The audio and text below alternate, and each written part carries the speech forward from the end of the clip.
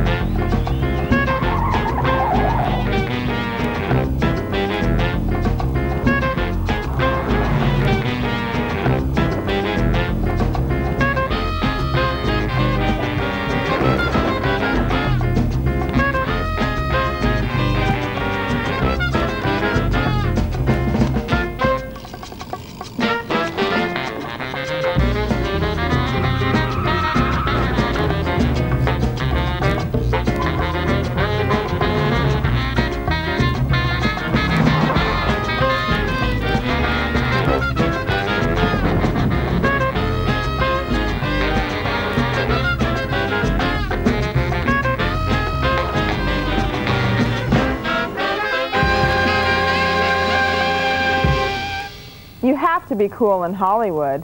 Sunglasses at night, always wear black, and hang out with the right people.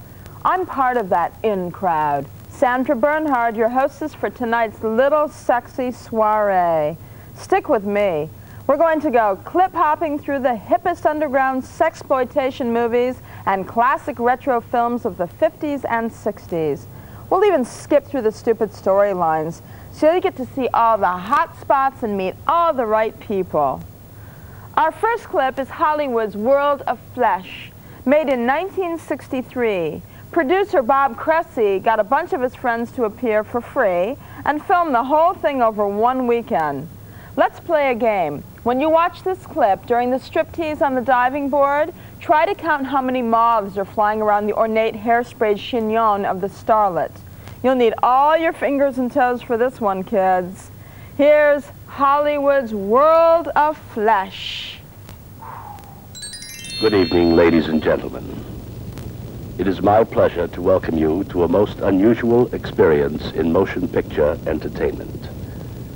There have been many visitors to Hollywood. You may well have been among them. And there have been many motion pictures made surrounding this town, showing its glamour and its beauty. However, the story we are about to show you is not about the Hollywood you have seen or heard of before. And now, if our projectors are ready, we shall begin.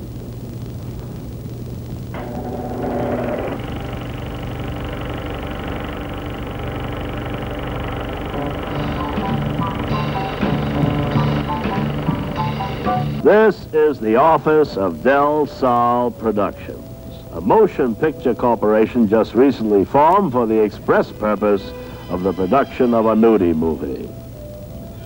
These young hopefuls are here for a casting session. The inner office is tastefully decorated with the most expensive furnishings money can buy. The office is also tastefully decorated with, well, I think you agree, it's tastefully decorated.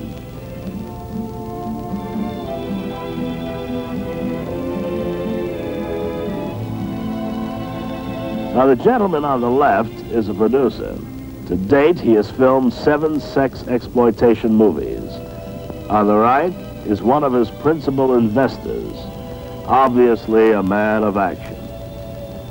The girl has never appeared in a nudie movie before, but would love the opportunity to crack into show business.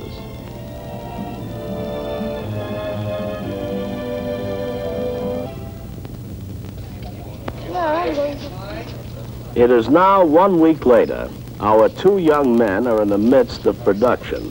The theme of their motion picture surrounds a peeping Tom whose one aim in life is to watch unsuspecting young ladies undress. Now, the young lady featured in this scene is Miss Karen Morley. Karen is 22 years old, comes from Tulsa, Oklahoma, and is of Spanish descent. Her career as a nude model began with a color center spread in one of the nation's leading men's magazines. After moving to Hollywood, she holds the record for taking off her clothes more often before more men and in more locations than any other girl in town. Within the story, Karen plays a nightclub singer whose secret admirer in the audience has followed her home and is at this time perched outside her window observing her as she undresses. Since this is a silent sequence, we can hear the director's voice as he moves Karen through the scene. And go right off with the hose. Very good. Take your time now, we'll get lots of time.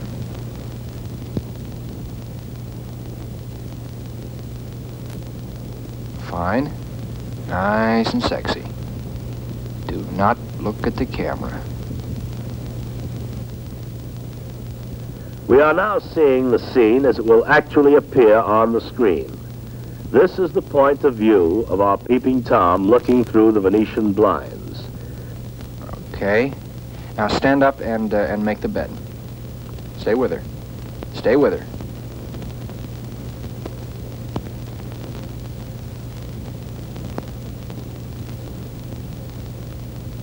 And as soon as you're done, turn to the camera and remove the bra. Good or bad as this film and others like it may turn out, as long as young ladies like this walk the Sunset Strip in search of employment, the picture will make money. This is the home of Mr. Rod Fairchild. You will recognize Mr. Fairchild as the producer of the Peeping Tom nudie movie. As is his custom at the beginning of each month, Rod holds a party for the cast and crew of whichever motion picture he happens to be working on. The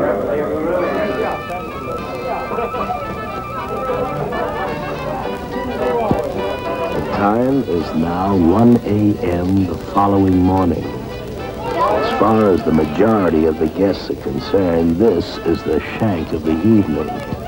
And these sedate couples that do not necessarily approve of wild Hollywood-type parties have long since left for their respective homes.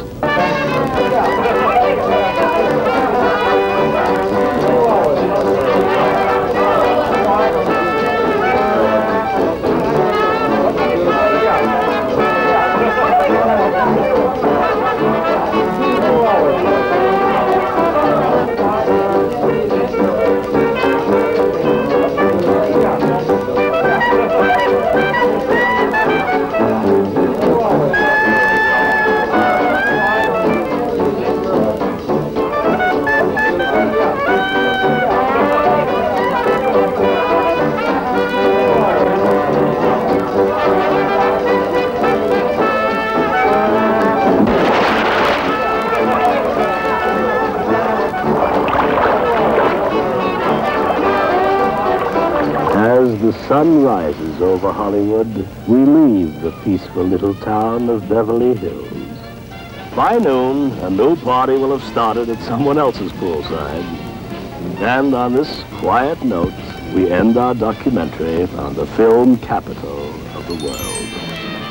Hey, wait a minute. I thought I held the record for taking off my clothes more often before more men and in more locations than any girl in Hollywood. I'll beat you yet, Karen Morley, if that's even your real name. Next, the utter corruption of the only virgin left in Hollywood. It was a creepy place. Also, not one for high-heeled shoes. Real Wild Cinema will be right back.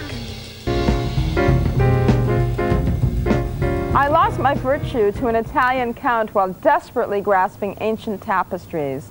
I lost track after that, so of course I couldn't have starred in our next feature, A Virgin in Hollywood. Made in 1952, it's about a naive reporter who's sent by her amorous boss to do Hollywood.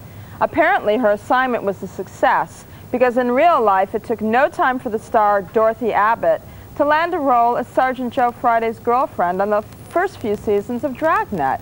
But he insisted on wearing white socks with black shoes, and it all ended so badly. Here's Dorothy when she was still a virgin.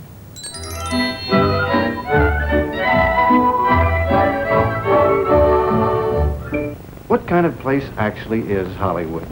That's what everybody in Greenfield and everywhere else would really like to know. So give them the answer, the real down with no punches pulled, and I'll bet we double the start time circulation.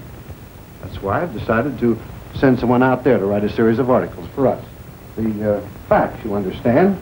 And whatever that is, good or bad, we're going to print it. Actually, do yourself everything they do out there. Know what I mean? Me? But I haven't had any experience. I'll bet you won't say that when you come back.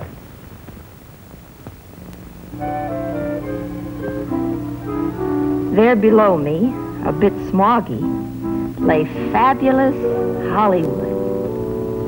Astounding adventures awaited me down there. I saw a strange figure. I waved. Whoever, whatever it was, disappeared behind a high stone wall. Curious, I got out of my car. The place had a foreboding look. This looked like a place where you would certainly find them.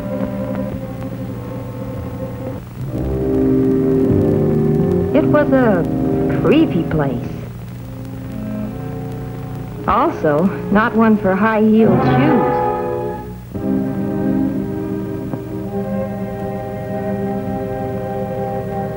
I tried to act calmly, but inside, my nerves were whipping up a small-sized panic. Suddenly, something jumped up in the bushes behind me. I screamed. Now I was frightened. It seemed I had stumbled into the ruins of an old castle, a haunted castle. I ran until I lost my breath, and then I saw a thing. Where was the gate? I was running around wildly trying to find it when I stumbled and fell flat. I lay there, afraid to look up because I heard the sound of feet closing in on me. When I did look up, a fence of legs encircled me.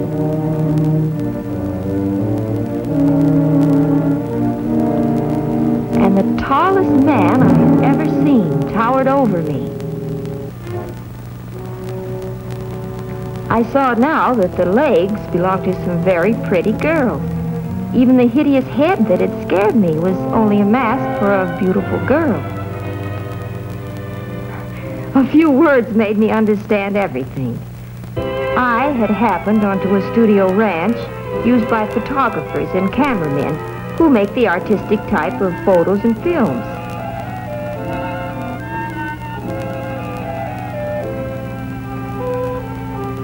These girls were a group of models who posed for them. They had hidden at my approach because onlookers were usually a nuisance.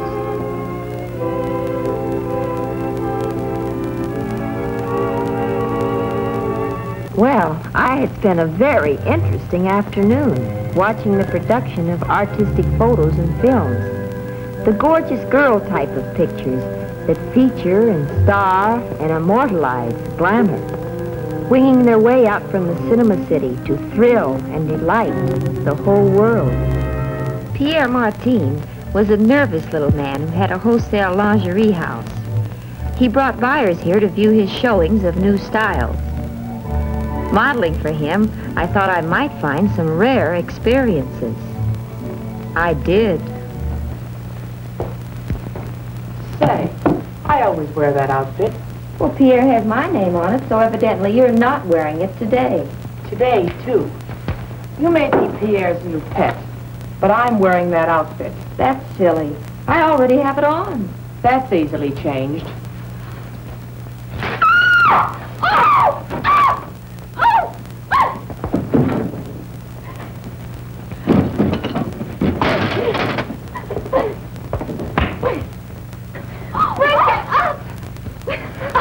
Don't, girl. Be in a minute.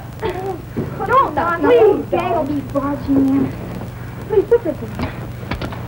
Here, what's going on here? Your pet model, I'm going to remodel. Are you crazy? Who started this? I didn't start it, but I'm going to finish it. Give me room.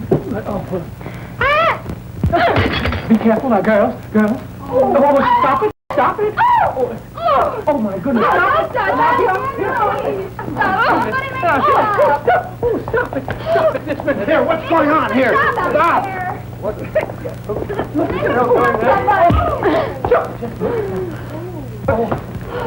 Just...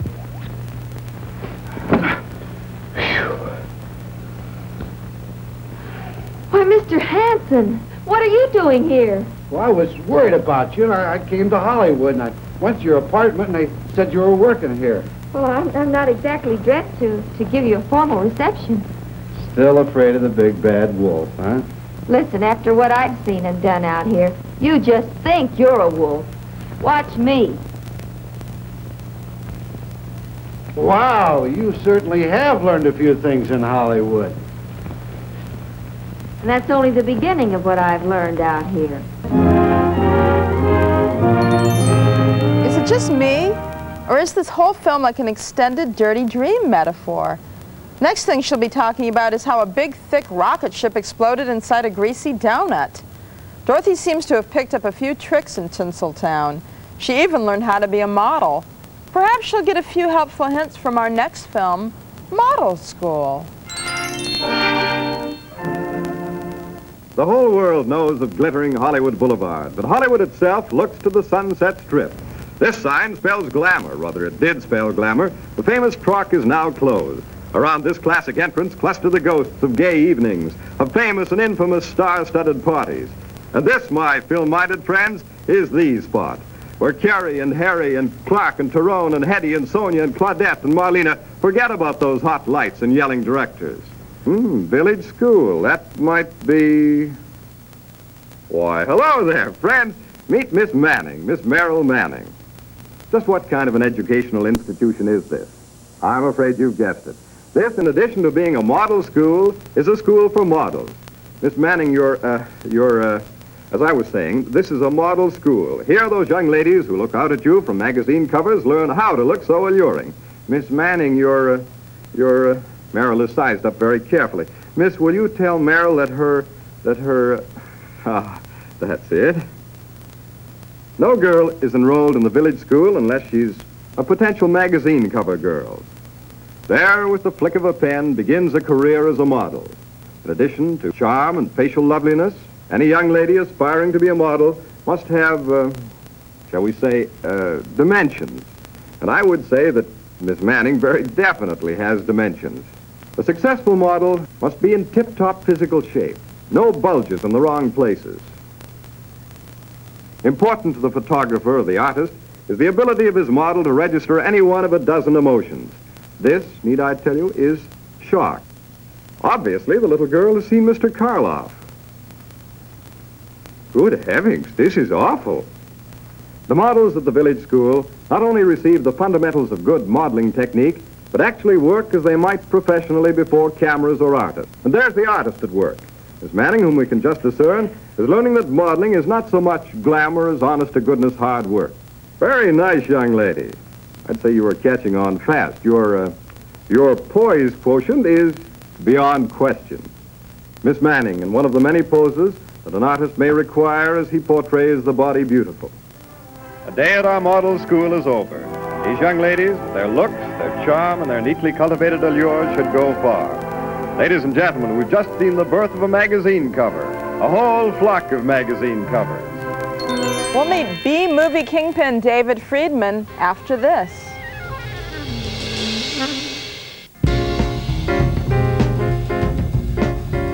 Welcome back as Real Wild Cinema introduces you to the grimiest back alleys in Hollywood.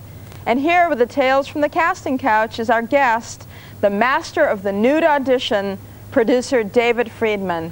Welcome back, David. Sandra, it is a pleasure, always. It's my honor to have you here. Thank you, thank you. Beautiful, beautiful. I'm so glad. You're such a movie mogul. Tell me about your studio. How many films were you making all at once? You were always doing back something. in the late 60s, we were grinding out about between 8 and 10 a year. Wow. And that continued on for up until the middle 70s. We provided gainful employment for a lot of enterprising and young people wanting to be in movies here in Hollywood. Now tell me the truth. Yes. Did you ever take advantage of your position? Let me say it this way. There were many willing young ladies that appeared in these films, and they were my employees. And one of them, one day, I had to go to a party, and she was there, and she sidled up to me and she says, "Tell me something, Dave. What do you really think about sex?" And I said, "I think it's very profitable." And wow. And I'm sure you could have said a lot of other things. How you think things have changed for young starlets today? Oh, I don't think. I think the only difference was that young ladies have always done what they did to get in pictures, only now they're filming it. Wow. Baby, you're getting down and dirty today, and I love it. All right. Now, there's a rumor going around that you actually starred, or at least had some cameos in some of your own movies. Oh, Tell me a little bit about that. Absolutely. I was the Hitchcock of the TNA genre, the Hitchcock of the crotches. I mean, I was in every one of them. For several reasons. I mean, first of all, it saved an actor, an actor's fee, and then it was sort of my trademark. I bet it was. That is beautiful. Well, stay right there. All right. Don't move. We have a clip from Brand of Shame with David Friedman. Get these horses out of here. They had a long run.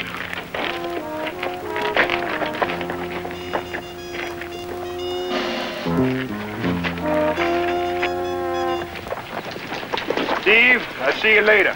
Well. Howdy, Steve. Howdy. Glad you got back. Now, you're by far the best actor in that picture. That was always the case. I'm sure. I'm sure of it. Best actor on film and in behind the scenes. Now, you made a movie called Starlet, where you had to write a monologue, a dramatic speech. So tell me about how that all came together. Well, Starlet was sort of the first adult film about the adult film industry itself. And it was a movie within a movie. They were making a picture called A Youth in Babylon.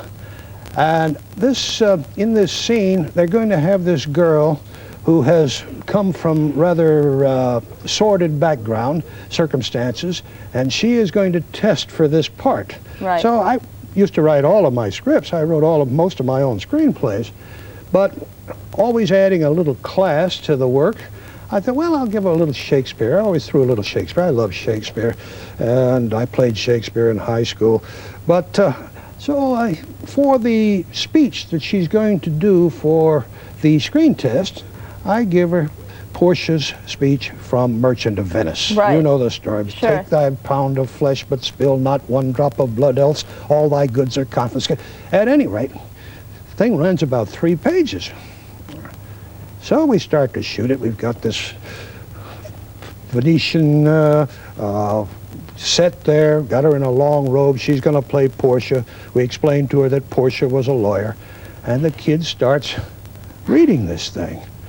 Well, she wasn't Judith Anderson or anybody like that, but she goes through the whole speech, 3 pages, and doesn't miss a word. The director is looking at me like this. I'm looking at him. The sound guy is saying, wow. Cut, print it. First take, the master's in the can. Director says, let's punch in for a couple of close-ups. Could you pick it up? And say, oh yeah, she picked it right up. That's great. Everybody gives her a nice applause. She gets up, she comes over to me and says, gee, Mr. Friedman, you write the most beautiful dialogue. Unbelievable. What a great story. David, thank you so much for coming back again. I know that we're going to see you all over town. If I have to chase you down to the most find you. ubiquitous man in town. That's right. That's right. Sandra, as always, it's such a pleasure being here. Thank you for having me back. My pleasure. Don't go away. We'll be right back with David Friedman's Starlet. It's the part you've been waiting for, where starlets have to peel their clothes to read for parts. I'm ready for my close-up. Oh, yes. That's it. Get some life into it. Come on. Stay with her, boy.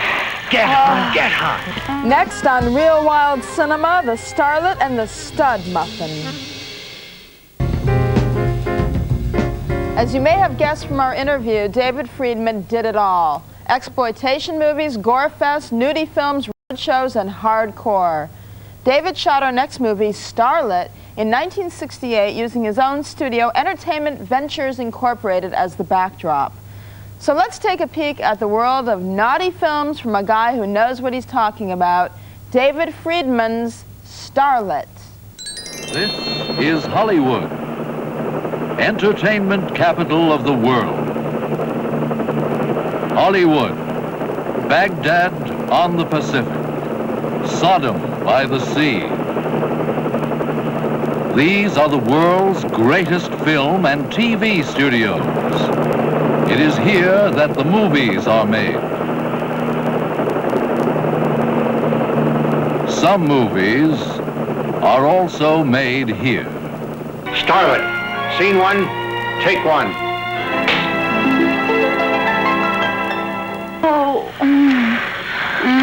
Get some life into it. Come on. Stay with her, boy. Get hot, get hot. All right, keep rolling, Jimmy. Keep moving. I'm rolling, I'm rolling.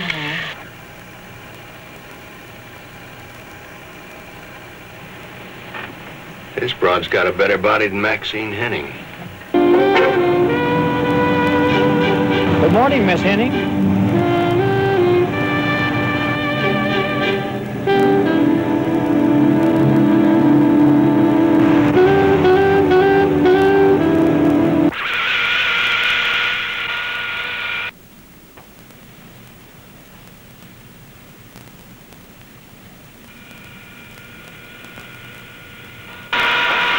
No one is allowed in. Oh, Miss Henning.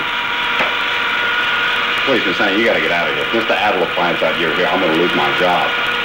Don't sweat it, lad. I know all about Mr. Adler's and Laisher's little short subject.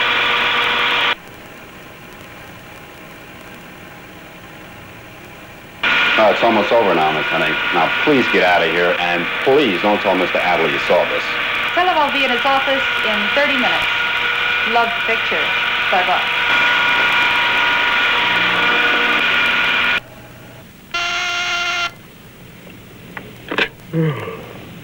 Yeah, Jerry? What? Oh, all right. Thanks for giving me a message, Jerry. Oh, Jerry, I'll make sure that footage we just ran goes into my private cabinet. Yeah.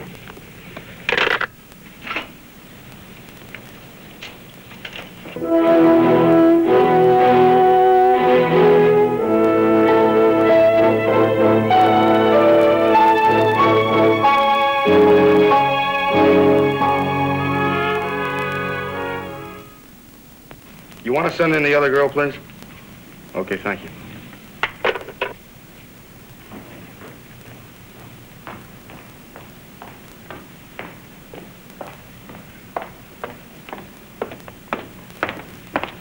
Hi, Forrest.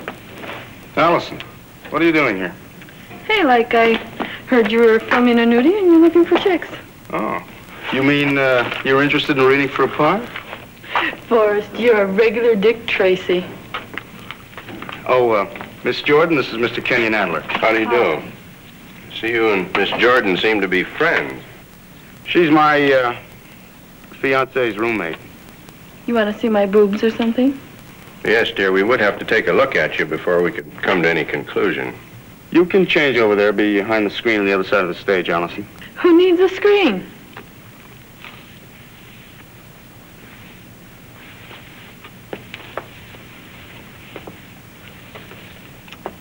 This ought to turn on the dirty old men in the front rows. Allison, please. Ah, the exuberance of youth. Well, Barker, you have a real natural in Miss Jordan. Now I have to get back to the office.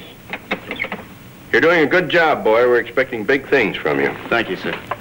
Oh, Miss Jordan, Mr. Barker and his fiancée are coming to a little party at my house tomorrow night.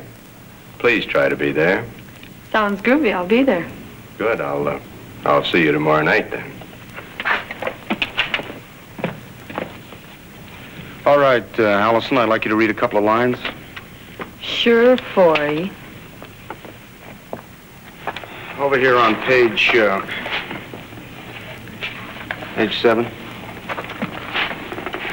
If it'll make you happy, but why bother? I got a part.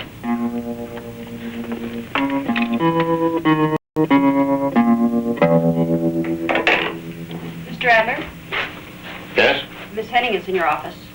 I told her it was all right to wait. I know. Thank you.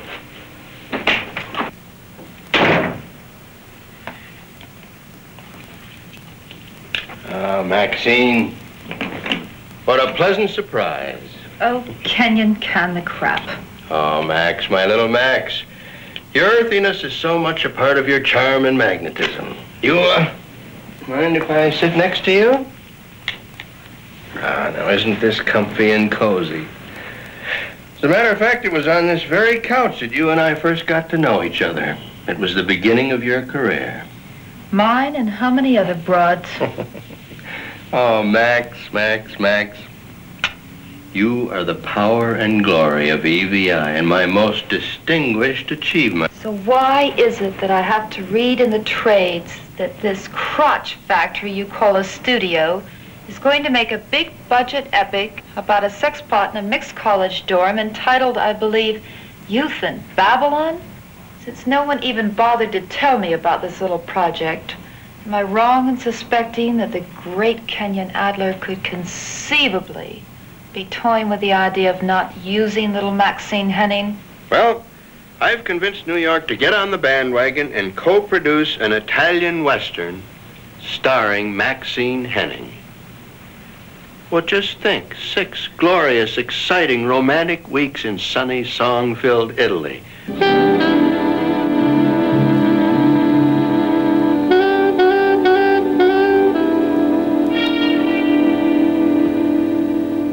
Youth in Babylon, scene 249, take 1.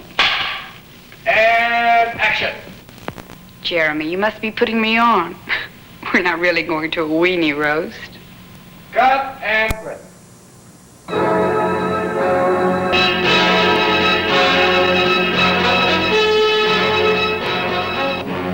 I want to talk to you, Kenyon. I'm sorry, Mr. Adler. I tried to stop That's all right, I'll take care of this.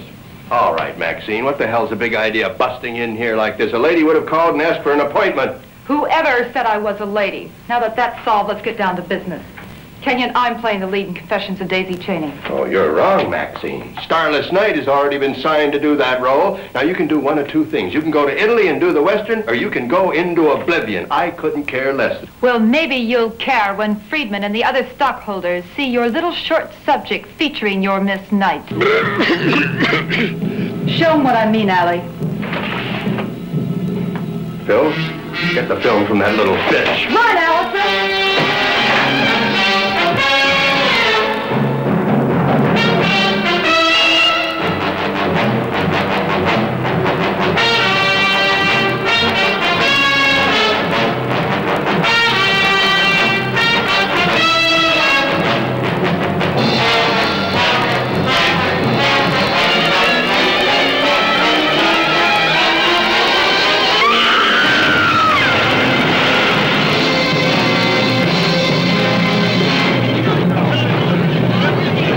Darling, your new contract's being drawn up. Now, I want you to relax for a couple of weeks, get a good rest, and then we start. The Confessions of Daisy Cheney. Well, Carol, I'm going to Vegas over the weekend. I thought maybe you'd like to go along. Kenyon, I've paid all my debts. You may still owe me something, but I don't owe you a thing. Up yours.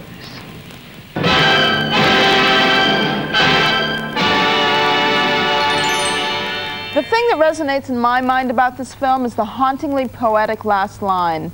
I wanted to plug it into another film classic to see if it was as effective. Frankly, Starlet, up yours. Works for me. Next Real Wild Cinema returns with an up-to-the-minute report on Hollywood's nightlife. The days of the super glamour stars seem to be gone, and the super nightclubs have changed into hangouts for hippies and teeny poppers. And it would be really boss if you'd be here when I get back. You think Hollywood Boulevard and the Sunset Strip are sleazy today? Just look at this clip from A Sweet Sickness and see how far we've come since 1967. Dr. Dolittle billboards? What he did with the animals was just not right. Here's Sweet Sickness.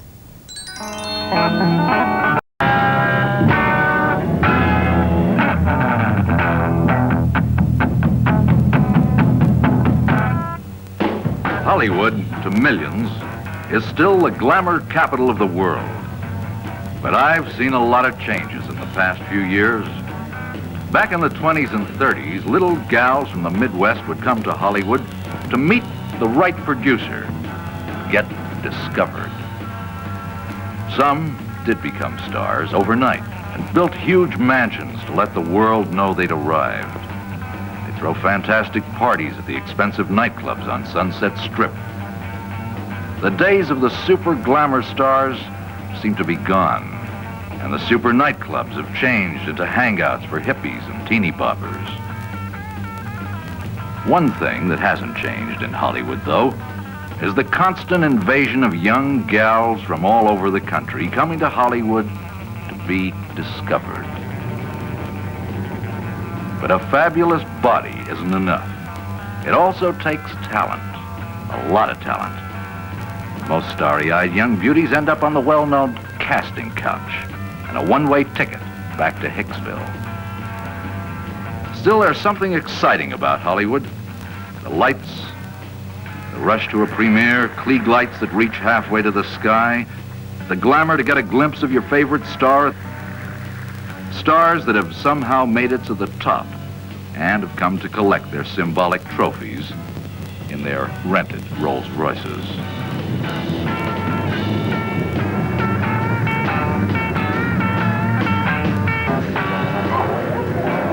The struggle never ends. Sort of a sickness trying to reach the top. But it's a sweet sickness. Because there's always promises of another chance, that maybe next year will be your year. Promises that go on around the clock, that somehow begin in the excitement of night and end in the sobering reality of dawn.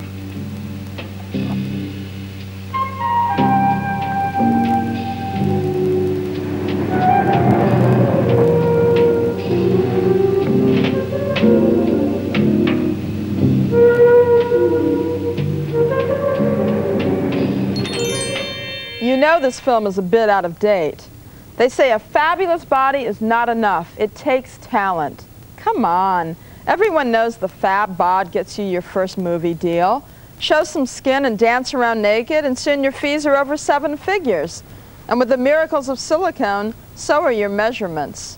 When you're the first in your neighborhood to have a group marriage, the neighbors have plenty to say. 2 girls and 3 men? What do you call that? A full house. A marriage certificate with more names than the Declaration of Independence. And Tinseltown lawbreakers on the loose. Hey, you know we could be arrested? For what? Because I'm naked right now. Real Wild Cinema will be right back. In the Real Wild Cinema Fan Club, you will be dazzled by a catalog of hundreds of uncut, uncensored, outrageous movies that we can't show on TV.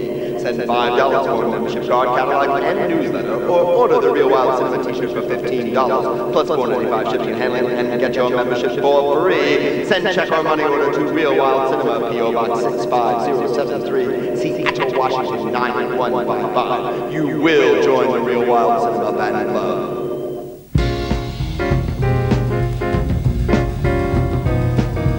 I can vouch for the fact that Hollywood is full of scary predators out to dominate and abuse their prey. Just ask some of my victims. They absolutely gush. But as these trailers show, there's room for good and bad, yin and yang, Leno and Letterman. Hey, you know we could be arrested? For what? Because I'm naked right now. It gives you a candid look into the private lives of playboys and glamour girls of Hollywood. Feminine sexuality.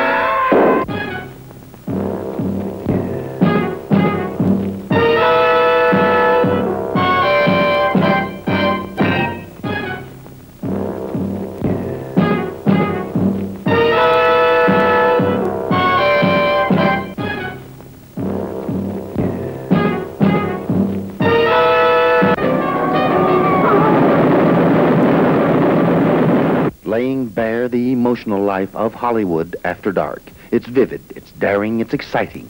A picture to stir your imagination. Provocative, tantalizing, revealing. Don't miss it. You, Chris, Elaine, and Judy, take Sander, Dennis, and Phil. There are marriages, and there are marriages. And now there's group marriage. Being married is living together and sharing bed and board. In group marriage, you share everything and are never bored. I mean, I've been asked to get married before, but never by a group. Sir, how is this arrangement working out for you?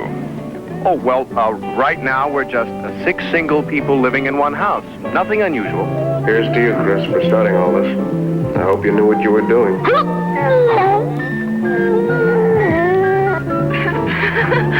To Sander, let me always be your friend. Who's talking about marriage? Sander and I argue enough as it is. To Jan, let me always be your lover. Dennis raved about your beauty, but he completely overlooked your tremendous personality. To Phil, if you ever need me, just whistle. You know how to whistle. Just put your lips together and blow. To tomorrow.